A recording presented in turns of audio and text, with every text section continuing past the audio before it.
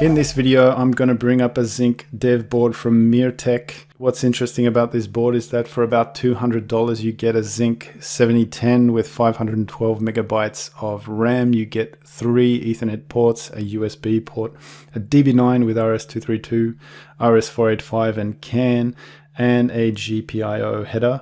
Now I'm going to bring up the 3 Ethernet ports on this board, and then we're going to test them with the Echo server from the SDK. So to start things off, you're going to need to go to the GitHub repository that I've created. This is what it looks like. It's got an image of the board. This repository is going to contain the Vivado board files for this hardware. So we just want to click on download the zip file and save that somewhere to your hard drive.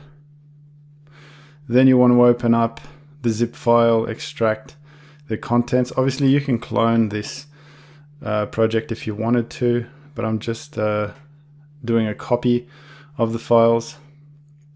You want to extract those files. I've already done it, so the files are already there for me. Now in that repo, you're going to find an embedded software folder with a copy of the lightweight IP library. Now you're just going to run this fill local libs.bat. That is going to fill up the library. So that's a modified copy of the lightweight IP library. So you just want to run that script to fill the rest of the source code there. What's in the repo is only the modified sources. So now in the Vivado folder here, you've got the board files. You'll need to copy those board files into your Vivado installation here. Now, I'm using Vivado 2018.1, but you can probably use these on most versions without any problem. So then once you've done that, we can go to Vivado and we can create a project. And we're going to click Next. Specify a location for the project and a project name.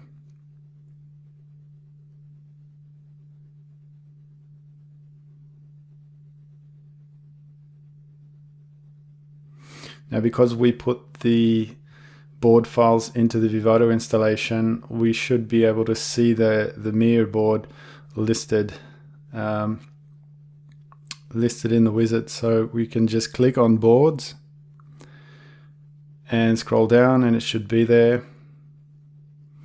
There it is, you can see the image. So just click that, click Next and Finish to create our Vivado project.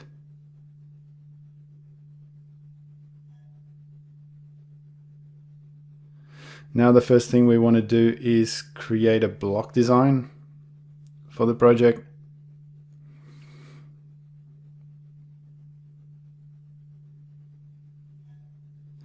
Now the first thing we want to add is the Zinc PS.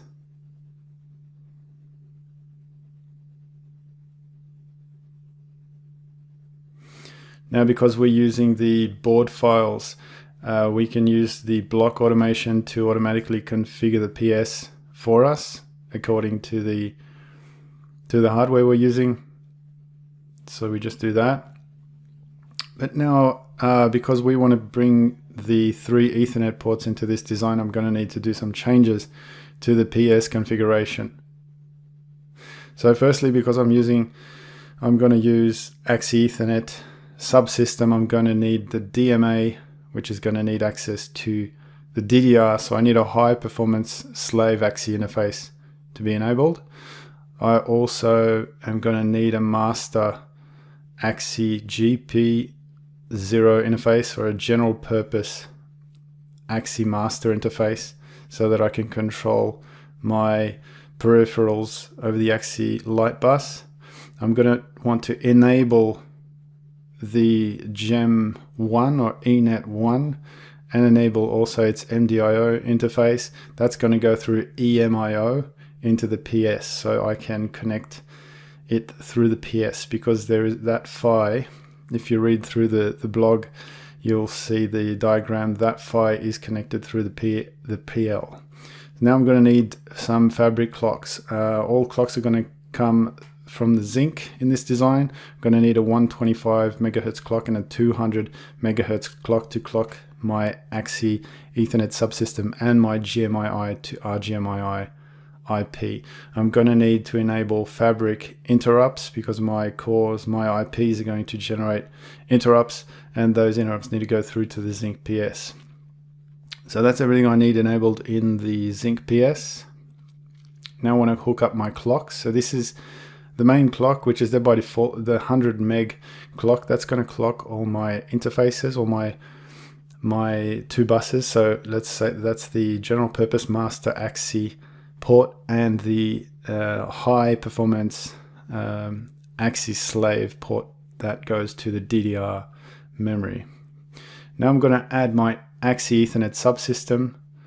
We're going to connect this one. So the board configuration on its own, that would have hooked up my first Ethernet port to Gem 0. That's already done. Now I'm working on the second port. I'm going to hook the second port up to AXI Ethernet subsystem IP. So that's going through the PL. So I'll need to configure this myself. I can't use the automation on this. I don't think the board files will allow me to use the automation feature on this one. So I'm going to set it to RGMII because I know my all three PHYs that are on this board are using an RGMII interface. So I need to enable for RGMII. Now, secondly, it's not really necessary, but I'm going to disable the frame filters and stat counters because that'll just free up some of my FPGA resource so I can use it for other things. The other thing I want to do is make sure that I'm including the shared logic in the core. So I don't want to generate my clock outside the core. I want it to be done inside the core. Now basically that's what that's going to do is include an MMCM in the core to generate 90-degree phase shifted clock from that 125 megahertz clock. Now I'm going to add in the AXI DMA. Normally the block automation would do this for me, but I can't use the block automation feature in this case because my board files are not set up for that yet. I might set up for that later. First thing I need to do is set the buffer length register to 16. That just determines the maximum length of DMA transfers you can do. I'm also going to have to allow unaligned transfers and use RX length in status stream. You need to tick those options. So now the DMA is configured properly. Now what I'm going to do, I don't really know if this is necessary, but I'm going to rename the DMA to AXI Ethernet _0_DMA. That's what the block automation feature would have done, and I think that the scripts, when we get down to the SDK, I think the scripts in the SDK are going to need it to be called that so that it can associate that DMA with the correct AXI Ethernet block. Now I'm going to hook up all the interfaces. So now this is the AXI stream. These are the AXI streaming interfaces. The receive data, I just connected it up to the DMA, and now I'm connecting up the receive status. Now I'm going to connect the transmit data and the transmit control interfaces. They're all four AXI streaming interfaces. So they go through the DMA obviously, and the DMA has 3 ports which then connect through to the DDR memory through the high performance AXI slave port. Those, I'm going to use the connection automation feature to hook those up. Now I'm going to hook up the clocks to the AXI Ethernet subsystem. The 125 megahertz clock is the GTX clock, and the 200 is needed by the ref clock input.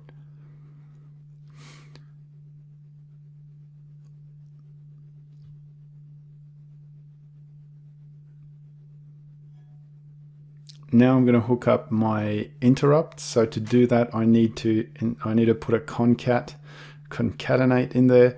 So I put that in and I connect the output of the concat to the interrupt or the IRQ input of the Zinc PS.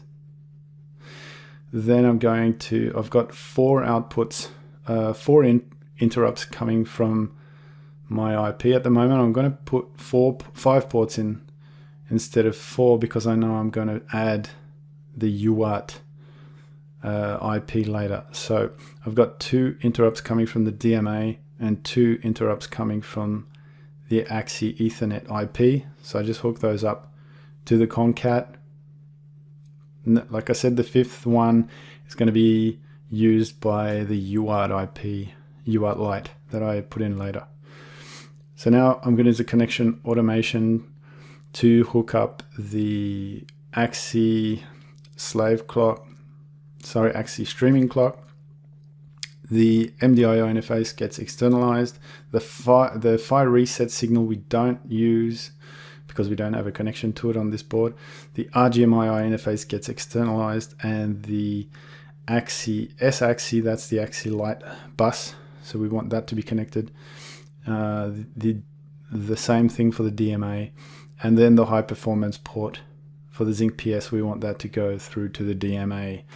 Now it's only going to have selected one port, the scatter gather port, to connect through to the high performance port, but that doesn't matter. I can run the connection automation again. So you can see if I click on that, I can see what the automation feature has done. It's created a AXI Smart Connect that connects the scatter gather port through to the high performance AXI slave input of the PS. That goes through to the DDR memory. So there are 2 more. So the other thing that the automation features has done is create an AXI interconnect that's connecting my general purpose AXI master port through to the AXI slave interfaces, AXI Lite slave interfaces of both my AXI Ethernet IP and the DMA IP. So now the 100 meg clock, as I mentioned before, it's used for most of the things in this design. All those interfaces, all the AXI interfaces are clocked by that 100 meg clock. Now we externalized the MDIO and the RGMII ports of the AXI Ethernet IP. I'm just renaming them so that they will line up with my constraints. Obviously they need to match with the constraints that I've used. The constraints file, you'll find it in, as I showed earlier, it's in the GitHub repo.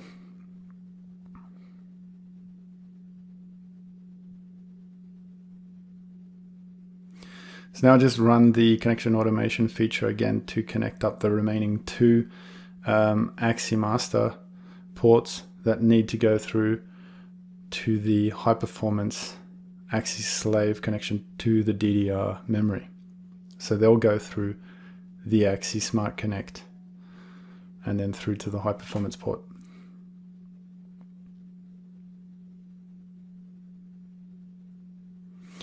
Now I'm going to add my GMII to RGMII IP. This is going to allow, I'm going to use this to connect up the 3rd Ethernet port. I'm going to connect the 3rd Ethernet port through to Gem 1, which is the unused, or so far unused Gigabit Ethernet MAC that's built into the Zinc PS.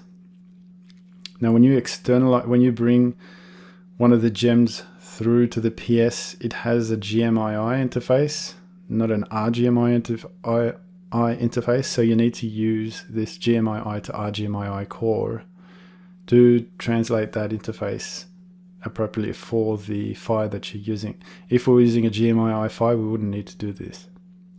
So the important thing is the PHY address of the GMII to RGMII core, because that's how we configure it. So our software actually is going to configure this core, treating it as if it were an external PHY, so it has its own PHY address. So that's it. So our driver is going to configure it over the MDIO interface. So that runs through the GMII to RGMII core and then comes out the other end. So we're just externalizing those now.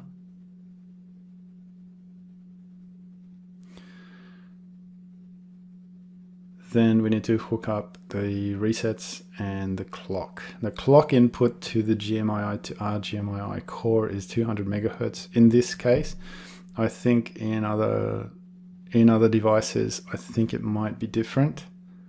Pretty sure in the ultra-scale devices it's 300 or 400 megahertz. So I'm hooking it straight up to the 200 megahertz clock.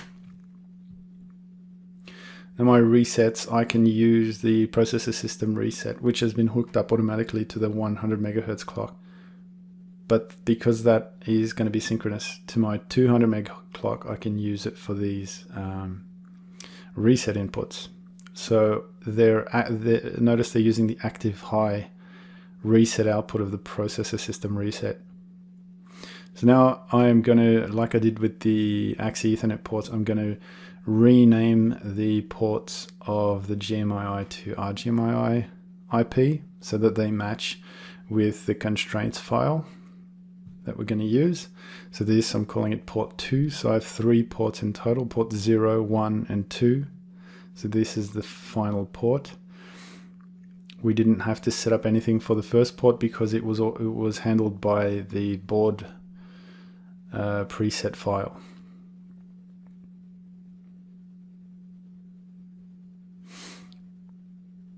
So now the last thing that I want to do is add my UART. I'm going to use UART Lite.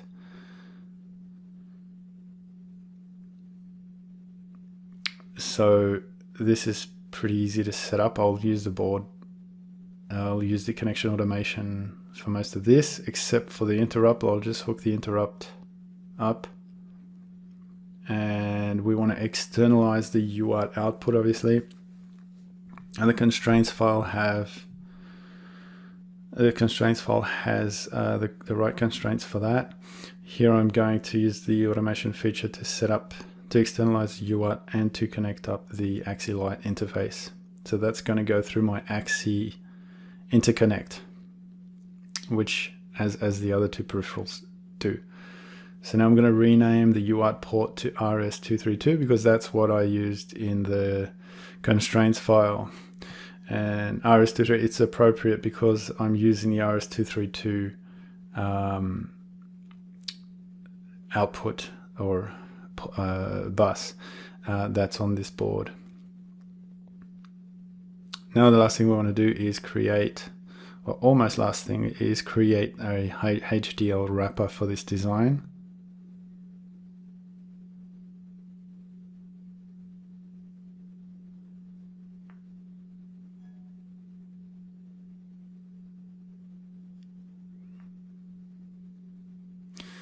Then we want to add our constraints to the design. So as I said, the constraints, you'll find them in the GitHub repo, which we downloaded earlier. So you just want to go and browse through to those repo files.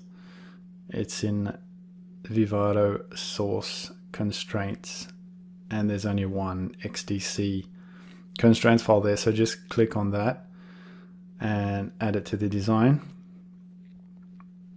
Now we can generate the bitstream for this.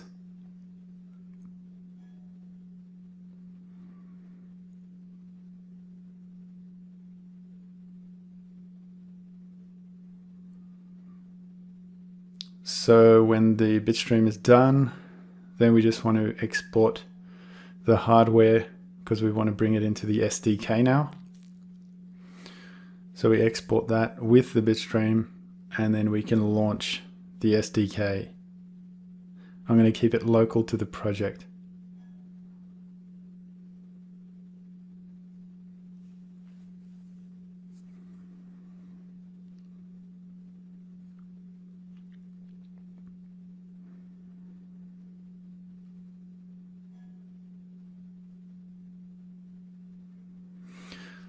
So when it's ready, now what we want to do, first thing I want to do is add the repository. So because we need to use a modified version of the lightweight IP library, we want to, what we're doing is we have a copy of that in the GitHub repository that we downloaded. That contains the modified library. We want to just point to that location as a local repository so that the SDK uses that so that it uses that version of the lightweight IP library instead of the original one. So here I'm just pointing to the embedded software directory of the GitHub repository. Rescan the repositories. Okay, and so now when I generate an application that uses the lightweight IP library, it's going to pull it from our local copy or from that local repository. It's not going to use the original one. So that's what we want because we've modified it. So the first thing here I want to do is generate the Zinc FSBL first stage bootloader, because I want to run these designs from the SD card. I can't use the JTAG port because I don't have a legacy JTAG, and this board only has the legacy JTAG header on it. So now I'm going to generate an Echo Server application for port 0. It's a lightweight IP Echo Server template. So we just click on that and all the code will come in. So this is a working application. It uses the lightweight IP library that we modified, the local copy. You can tell that because it's got a 9 at the end of the version number. That's what I add to it typically. So we know that it's using the right lightweight IP version with the modified code. That's great. Now what I want to do is change the package, the BSP settings. I want to click on standalone, and I need to change the standard in and out to use the UART light, because the UART 1 is connected to a header on the board that I'm not connected to. So anyway, next we have to set use AXI Ethernet on Zinc to 0, because we're not, for port 0 we're using gem 0. We're not using AXI Ethernet. So then last thing I did was check that DHCP was enabled. So the code is going to get its IP address using DHCP. Now what I want to do is open up this platform config.h file, and I want to change, because that points to the specific Ethernet MAC that you want to run this on. So it was pointing to the AXI Ethernet 0 IP. I want to use the PS or the gem 0. So I have to change that appropriately for the gem 0, because port 0 is connected to gem 0. So once that builds, that's great. That should work. I'm going to just go ahead and make the application for the port 1 for the next port. Now port 1 was connected, if you remember, to the AXI Ethernet IP.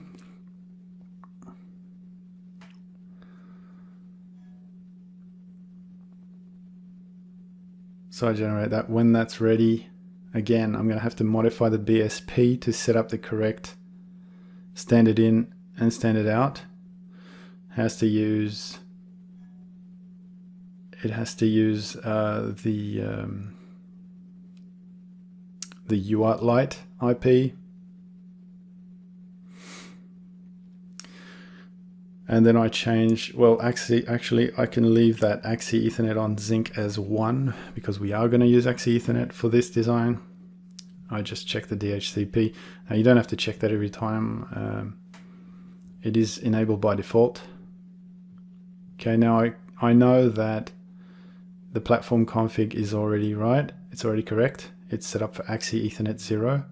So port 1, I know that is the correct one for port 1. So I can leave that as it is. Now I'll go ahead and create the third Echo Server application, but this time for port 2. Now port 2 was connected to gem 1. If you remember, this is the one that goes through GMII to RGMII IP. So I just create that one.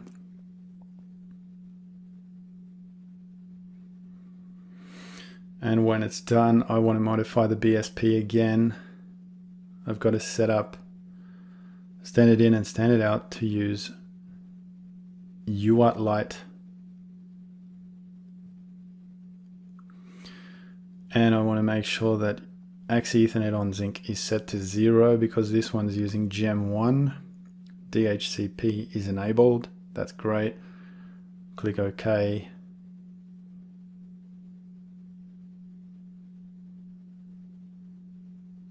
So the last thing is I'm going to have to modify the platform config.h file again. This time I want it to be using the Gem 1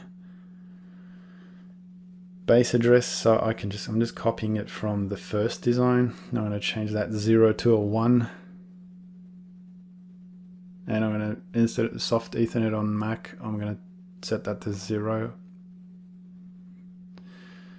Save that file. So now it's all built. So now what I want to do is generate my boot files. I'm going to generate a boot.bin file for each of these 3 Echo server applications. So I go Xilinx create boot image. I'm going to browse so I can set up a file for this. I'm going to create a folder for each of the applications. So I'm going to create a folder called boot port 0, 1 and 2. So we start with port 0. Now the boot image, when you add the partitions to the boot image, you've got to start with the first stage bootloader. That's the first thing you've got to put into it. It's in Zinc FSBL debug, and you click on the ELF file. Then the next one is going to be your bitstream. So the bitstream, we exported it into this SDK folder. It's in the hardware platform folder. Just click on the bit file. The last thing we've got to add to the image is going to be our application. So we go into Echo Server Port 0 debug and click on the ELF file. So now that's done, I can say create image, and it's going to generate my boot.bin file. Now I just have to do the same thing for the next 3 ports. So I'll go through that all again. For the next one, first create a folder for it, boot port 1.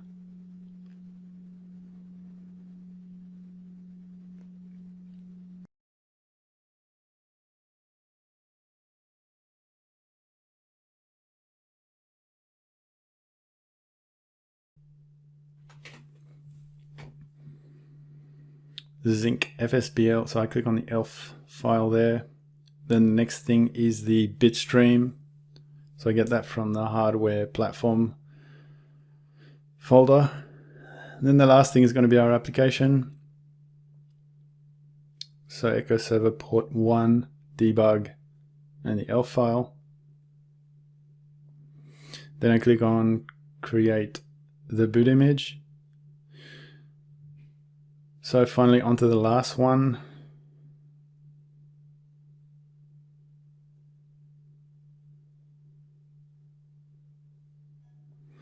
I'm going to create boot port 2.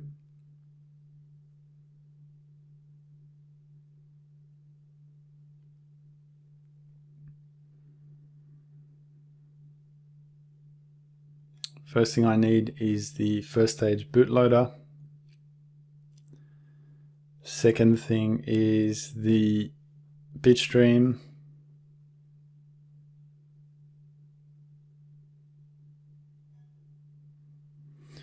And then finally the application.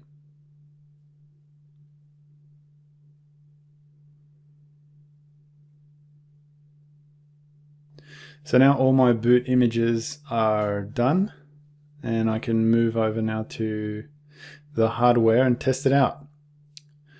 So this is the hardware that I've got.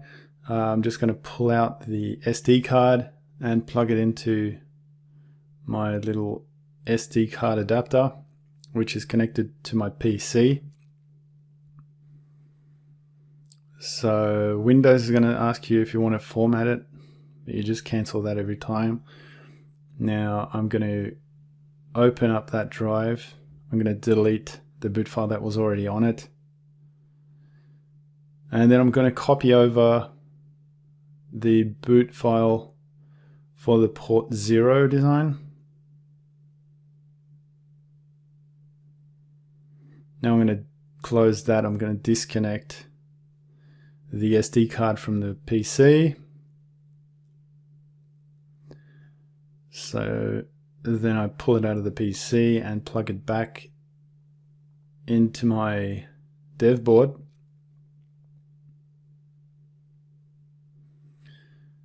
And then I can power up the dev board. Okay, but I have forgotten to open up a UART terminal for debug. So I'm just going to do that now. I've missed some of the debug output. So I can see that it worked, but I missed some of the debug output. So I'm just going to unplug it again and power it up again so we can see the output. So it's waiting for the AutoNeg to happen. It negotiated a link speed of 1 gigabit per second, and it got an IP address of 192.168.223. So that was assigned to it by the network via DHCP. So I can ping that from the PC. So I've opened up a DOS command prompt from Windows and I type ping using the IP address, and I can see that I get a response from the port. So I can see that that echo server is running and everything works properly for that port. So now I'm just going to pull out the SD card, copy in the design for the next application, which is going to test port 1. I'll delete the boot bin file off the card and copy the boot bin file for the next application, which is testing port 1. Then I unplug the SD card from the computer, plug it back into the dev board. Then I've got to plug the Ethernet cable into port 1. Make sure it's in the right one.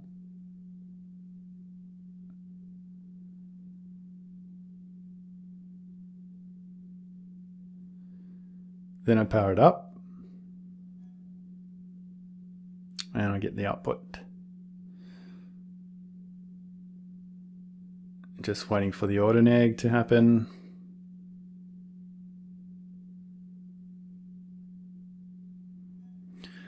So it's not auto negotiating. I can see, okay, the LEDs are not lit up, so maybe something's wrong on this one.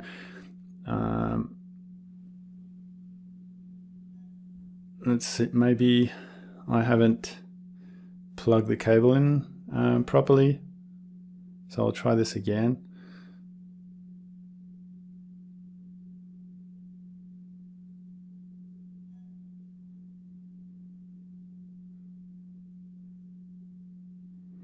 So I'll just try to plug that cable back in, see if maybe I haven't put it in properly. That's not doing anything. So let me try and disconnect the power and power it up again and see if that's going to do something. If we reset it, maybe that'll get it going. Good. All right, so that got it going. Now it's auto negotiated 1 gigabit per second. Now it's been given the same IP address as the other port was given, so it's I can just ping the same IP and I see that it worked. So everything worked properly. I'm going to just turn it around so that I can show the LEDs lighting up when I ping it. So that we can see the LEDs are lit up. So, and when I ping it, it should flash every time it gets a ping.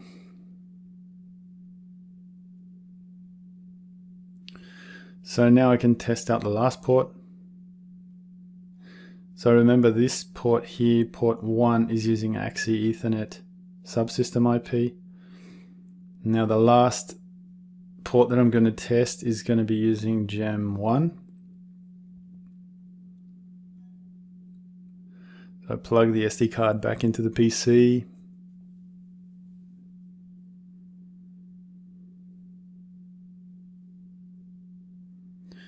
When I open up the SD card, delete the boot bin off it, and I'm going to copy the port 2 design over to the SD card.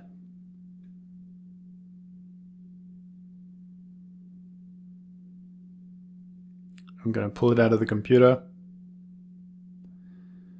plug it back into the dev board. Then I'm going to have to switch the port over to the last one, port 2, and power up the board. So now it's just waiting for auto negotiation to complete, and we get a link up at 1 gigabit per second again. We get assigned the same IP address, 192.168.2.23, and I can ping it and I'm getting a response. So yeah, just turning it around so you can see the LED flashing when it gets a ping, and it all works.